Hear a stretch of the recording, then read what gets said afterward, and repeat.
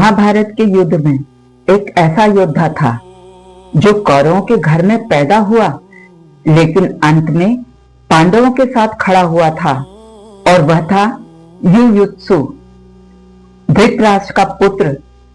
उसकी मां गांधारी नहीं बल्कि एक दासी थी। दासी सुगता के गर्भ से जन्म लेने के कारण उसे कभी पूरा सम्मान नहीं मिला। कौरव उसे अपने जैसा नहीं मानते थे।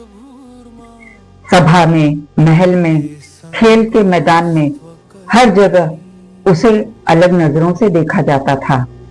लेकिन युयुत्सु के भीतर एक चीज सबसे अलग थी। वह थी सत्य और धर्म के प्रति अटूट निष्ठा। समय बीतता गया और दुर्योधन का अहंकार बढ़ता गया। पांडवों के खिलाफ षड्यंत्र रचे गए। लाक्षागृह, जुए का खेल, द्रौपदी का चीरहरण। युयुत्सु यह सब देख रहा था। उसका मन बार बार रो पड़ता और वह कहता, यह अन्याय है, यह अधर्म है। लेकिन एक तरफ उसका परिवार था और दूसरी तरफ उसका धर्म।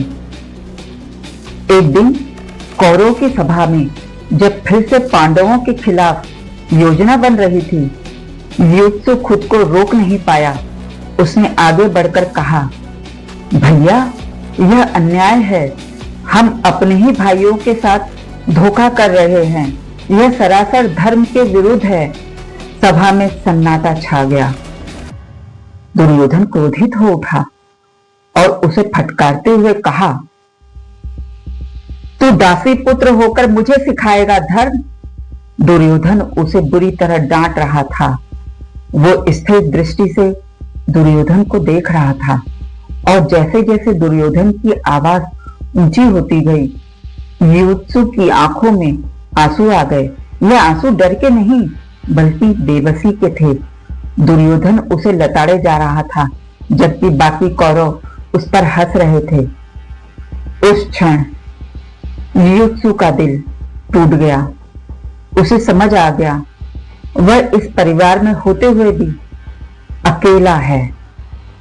लेकिन फिर भी उसने हार नहीं मानी।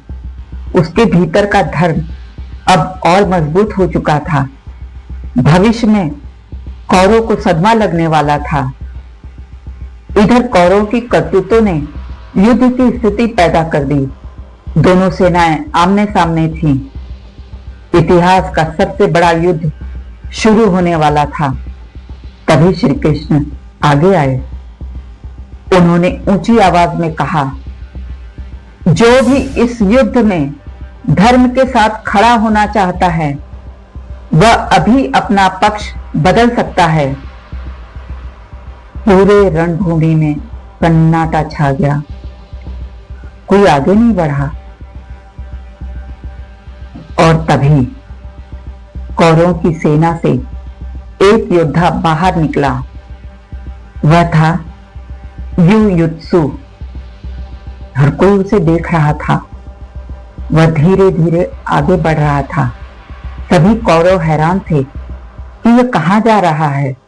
और युयुत्सु पांडवों की ओर जाकर जैसे ही खड़ा हुआ, वैसे ही दुर्योधन ने क्रोध से ऊंची आवाज में कहा, दासी पुत्र से यही उम्मीद थी।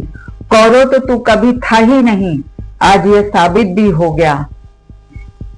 युयुत्सु ने इसका कोई जवाब नहीं दिया और कृष्ण जी ने युयुत्सु को एक सहानुभूति वाली मुस्कान से देखा। युद्ध शुरू हुआ और युयुत्सु ने पूरी निष्ठा से पांडवों का साथ दिया। इधर लगभग सारे कौरव मारे गए, लेकिन युयुत्सु जीवित रहा। वह एकमात्र ऐसा कौरव था जिसने धर्म को चुना और इतिहास में अमर हो गया। प्रिय दर्शकों, कथा का सार यह है कि जन्म नहीं, कर्म इंसान को महान बनाते हैं। और कभी कभी सबसे बड़ा साहस होता है अपने ही लोगों के खिलाफ सच के साथ खड़ा होना। जय श्री कृष्ण।